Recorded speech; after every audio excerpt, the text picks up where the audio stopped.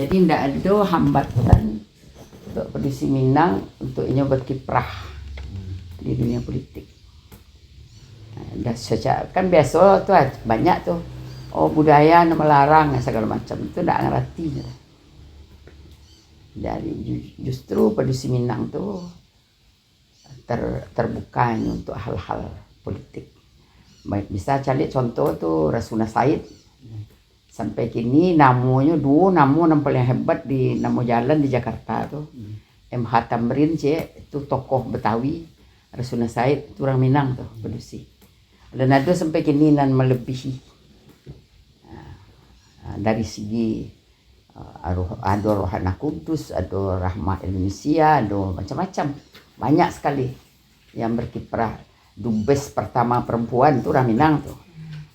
Stewardess pertama perempuan orang Minang tuh. Nah, jadi tidak ada alasan, tergantung kapasitas masing-masing. Sudah itu tergantung pilihan, self selection. Untuk Bundo sanggup jadi wali kota Padang Panjang sudah tidak. Pernah Sari itu 2 kecamatannya. Tapi tidak memilih itu. Bundo lebih memilih jadi guru. Dulu orang politik 2 kali periode 10 tahun jadi ketua Biro Tani Nelayan Golkar Sumbar.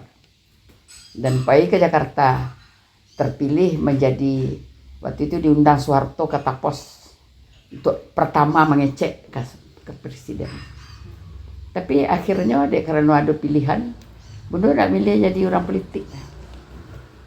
Bundo milih jadi pendidik sampai pensiun. Nah itu dasarnya. Nah, jadi kalau dicari misalnya dalam politik sebenarnya kalau menurut pengamatan Bundo tidak ada kelamin dah. Tidak ada dibedakan perempuan laki-laki. Kalau Bundo sebagai masyarakat yang konstituen lah, tidak ada pentingnya duduk Pedisi atau laki-laki di partai. Itu kan yang membuat kebijakan segala macam. Yang penting lain menyampaikan aspirasi perempuan tidaknya. Banyak yang duduk di partai itu, tapi dia tidak memperjuangkan aspirasi perempuan. Nah, jadi itu cara mencari. Tambah lain, ada jatah 30% perempuan. Sehingga setiap partai barunya bisa ikut konstituen untuk pemilihan kalau nyala mencalonkan 30% perempuan. Itu kerangkeng buruk untuk Pedisi. Yang pertama, kalau perempuan tuh kemampuannya dalam konsep tidak ada beda laki-laki dan perempuan, nyalah dibatasi 30%. Sudah itu akibat itu Bundo amat itu. Kami Bundo Kanduang. Untuk mencukupi 30% itu ambil sepedisi-pedisi. Di kampung Bundo terjadi itu nyoba dia piti 5 juta, sudah itu nyobain foto untuk mencukupian 30%. Bukan betul-betul ingin mendudukan perempuan pada proporsi yang tepat. Nah, itu pikiran Bundo. Jadi artinya pun 30% kan tidak relevan jo.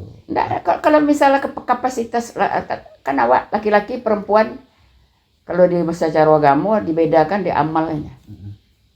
Diberi kapasitas sama di tonalah untuk menjadi khalifah di bumi. Kena dibeda-beda dah. Nah, tapi dengan dibuatnya sama lo just threshold 20%. Itu kan membatasi.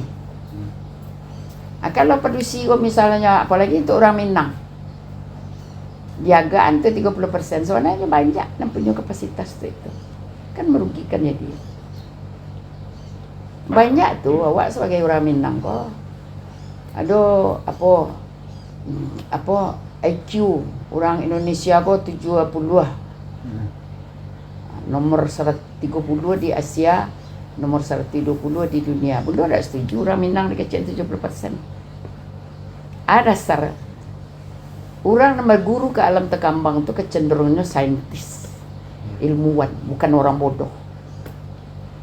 Orang Minang punya filosofi alam Tekambang jadi guru. Ilmu-ilmu pengetahuan tuh lahir Orang mengamati alam. Bacalah teori Newton, teori macam-macam.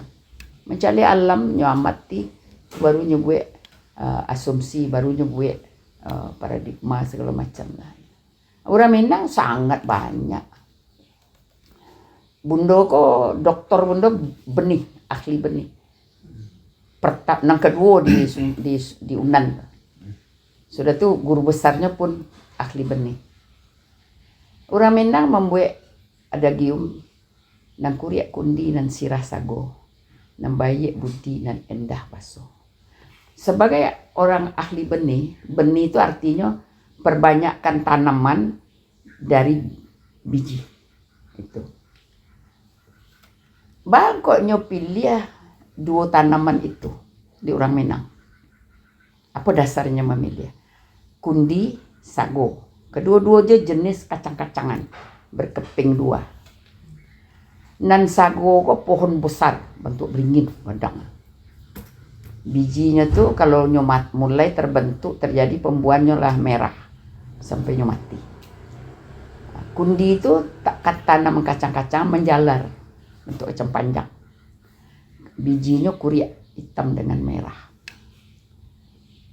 Secara bidang keilmuan Bundo, setiap tanaman itu bijinya tuh punya masa tidur, masa lalu. Kalau diambilnya lah masak, adonan langsung bisa ditanamkan tumbuhnya. Mungkin kira-kira sedetik lah atau semenit. Nyomuso masuk lalu. Adonan seminggu, adonan sebulan, setahun, bahkan ada yang sejuta tahun. Sampai kini masih ada tanaman benih itu masih hidup tapi tumbuh. Jadi sago jo kundi ko nyo termasuk hard seed, benih keras. Jadi biji itu kareh. Jadi dipilihnya di nenek moyang awak. Kundi jo sago tu sejak mula terjadi pembuahannya lah merah, nyolah kuriak sampai mati. Itu yang diambil sebagai sifat budi jo baso. Kalau kacang hijau nyambil, dia saya air 3 hari lah ditoge. Di mana pe ilmu tu dia? Bodoh kah? Atau gabak di ulu tanda ke hujan, cewang di langit tanda ke panen. Kalah ramalan cuaca dia. Kalau nyu calik saya gabak, cula perhatian dia ananda. Kalau lagalo hari arah ke Limomani itu pasti hujan. Bentuk itu masyarakatnya. Jadi artinya nan penting itu bagaimana awak kalau Bundo Kanduang dalam Bundokan Panduang itu independen, tidak berpartai. Independen itu tidak sama aja netral, tapi nyu tidak berpihak. Jadi adalah namanya Bundo Kanduang anti politik, bukan anti politik. Bundo Kanduang itu mempersiapkan orang yang mau jadi calon. Kalau nyu mau jadi calon, tidak usah nyu duduk di pengurus Bundo Kanduang. Jadi nyu mau urus, mungkin nyu guru, mungkin nyu segala macam. Tapi kalau untuk partai politik, nyu tidak boleh membawa nama Bundo Kanduang. Tapi Bundo Kanduang kan memberikan pencerahan, pembekalan tentang bagaimana mau jadi tokoh politik. Cara supaya awak dipilih, percaya orang konstituen kau menompang nasibnya kawak untuk diperjuangkan, kan itu. Kampanye itu kan itu sebenarnya. Ndak jo piti, ndak jo apa. Le percaya orang tuh menompang nasibnya nang kawak perjuangkan di DPR di dalam membuat kebijakan tentang bagaimana segala macam. Itu dan harus dibahas. Kira-kira menurut Bundo sebagai dari kacamata Bundo tantangan tantangan utama perempuan Minang itu? Ya kapasitas kan balik ke diri masing-masing. Pola pendidikan di keluarga, pola pendidikan segala macam yang menumbuhkan itu. Nah, sehingga ada tumbuh dalam dirinya itu bahwa Aden mesti duduk di DPR itu untuk memperjuangkan nasib perempuan. Nasib perempuan itu lah ngerti loh. Apa nah harus diperjuangkan di Pedusi Minang. Dan dulu pernah dalam sebuah seminar matrilineal tuh, kebetulan Bundo jadi keynote-nya. Itu salah seorang rektor Pedusi. Pedusi Minang kini lado jadi rektor, jadi profesor, jadi mayor jenderal, jadi segala macam. Lah saatnya perempuan Minang tuh bisa jadi pengulu. Mbak Alon juga maju, itu saya nak ngertinya. Jadi pengululan kan dituntut ya. Nah, itu di orang Minang tuh laki-laki itu kaum itu kan setiap orang Minang kan punya kaum tuh. Kaum tuh bisa disamun jo negara ketek atau sebuah perusahaan. Jadi manajemen kaum tuh perempuan tuh owner. Nyonya punya rumah gadang, punya orang kiang, punya sawah, punya ladang, punya kabun, punya tapian, punya pandang pekuburan, punya gala-gala nanti sandang dia laki-laki. Maka dalam perusahaan manajemen modern perempuan itu menjadi owner, letaknya di presiden komisaris. Laki-laki itu direksi. Siapa mangke direksi itu bisa pengulu, manti, malin, balang, imam, katib, bilal, nah 8 tadi itu direksi. Nah mangke direksi presiden komisaris tadi, cari ranji kaum. Laisya malahian, Pedusi. Itu konsep modern tuh. Coba tanya deh kalian. Di Bank Nagari itu tidak boleh owner jadi direksi dah. Kan tidak ada seorang aja orang bupati lah atau gubernur jadi presiden komisaris. Nah, presiden komisaris itu tugasnya memilih, mengangkat, memberhentikan direksi. Jadi siapa yang jadi pengulu itu nama nantuan mande-mande sokonya nang kemalahian anak laki-laki di dalam kaum. Inyo nama milih siapa yang jadi pengulu di kaumnya. Inyo nan menegur ke pengulu itu kalau salah. Inyo nan bisa memberantian pengulu itu. Kalau pengulu itu salah, dua pelaku kelakuan tuh. Bezina cek, membunuh orang cek. Bisa saya mande soko itu pedusinya di dalam kaum tuh. Uang buka baju lagian kadiang. Itu otoritas perempuan Minang. Nah, jadi kalau ada lah pedusi Minang dan ingin jadi pengulu, tidak ngeratinya posisinya. Dan dilarang tuh 8 tadi itu tidak boleh. Jadi presiden tidak ada lah maralang lah. Kini gua kalau talok penggantian Prabowo tuh talok bisa. Tidak ada dilarang di undang-undang atau di budaya Minang. Inyo ada terpilih, nyo kecil ada salah. Jadi harus mengertinya Jo. Apalagi kini ABSSBK filosofi orang Minang itu lah diundangkan. Undang-Undang nomor 7 tahun 2022. Artinya lah merdeka awak untuk menerapkan filosofi awak itu. Tidak perlu takut-takut.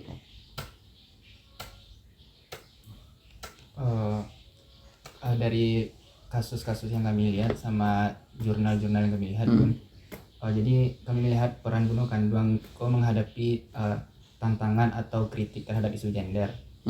Jadi dari jurnal-jurnal tersebut bapaknya berpendapat bahwa Bundo Kanduang lebih fokus ke peran tradisional seperti mendidik anak dan mengurus rumah gadang. Jadi secara tidak sengaja itu pasti membatasi ruang gerak politik bagi perempuan. Itu salah berikutnya tuh. Orang Minang tuh kalau secara internasional lah feminisme ya. Peran perempuan tuh dibaginya domestik dan publik. Nah, kalau nyo di luar rumah, itu perannya publik. Kalau dalam rumah urusan keluarga, urusan anak, urusan itu domestik. Di orang Minang tidak ada pembagian tuh. Bentuk kini gua, Bundo, walaupun di rumah Bundo, bisa Bundo ngecein. Bundo terlepas dari anak Bundo, dari Bundo suami Bundo, dari mande Bundo, tidak bisa. Nah mengecek kini gua, Bundo yang dilahirkan oleh sebuah keluarga, diperistri oleh seorang laki-laki, punya anak-anak, punya cucu. Bisa tidak membeda awak? Kini mako banyak terjadi perceraian, perselingkuhan, itulah konsep domestik dan publik. Laki-laki kalau di luar rumahnya bebas. Si istri-istri kini itulah, ya kalau di luar rumahnya tidak punya awak dah, punya bersama ketika di rumah awak. Konsep itu ditanamkan deh dari luar. Ambo tidak setuju. Ikolah banyak dia wawancara kemarin. Berin mereka barakali wawancara Bundo.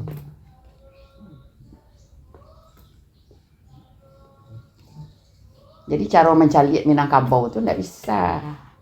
Di Samonjo Jawa misalnya. Konsepnya beda. Di Singko Pedusi seimbang berimbang antara laki-laki di Pedusi. Konsep kesetaraan gender itu. Bundo tidak pikir itu kesetaraan. Itu kan dari barat datang. Nah, kok sebagai ilustrasi. Aduh, selama Covid dah. Ada sampai mahasiswa dari luar negeri, dari Harvard, mungkin kadang-kadang, tapi nyoba ambil disertasi dari Hamburg, dari Oxford, Leiden. Nomor 3, Pedusi Cik, itu dari Hamburg, dapat dia bahasa Inggris. Ini akan ambil disertasi tentang perempuan Minang. Jadi udah tanya kayaknya, apa alasan aku ambil perempuan Minang? Di luar Minang, termasuk Arab kecilnya. Perempuan tuh properti laki-laki. Anggapan masyarakat. Kalau nyo butuh, nyo lap-lap, nyo pelihara. Kalau nyo tidak butuh, nyo lempar. Tapi di Minang, seluruh properti budaya milik perempuan. Beda, luar biasa. Awak Minang sendiri tidak tahu dah. Cari aja barat. Nah, kemudian Minangkabau itu dikukuhkan di Islam. Samula jo orang bertanya, "Bang orang Minang bersuku ke mana?" Secara ilmu pengetahuan seluruh makhluk hidup, bukan binatang, manusia, tanaman punya embrio, punya rahim. Dan rahim itu gunanya untuk pertemuan menumbuhkan embrio ya. Apa kayak embrio manusia, embrio tanaman, embrio binatang untuk tumbuh. Nah, itu dasar orang Minang bersuku ke mande bernasab ke ayah.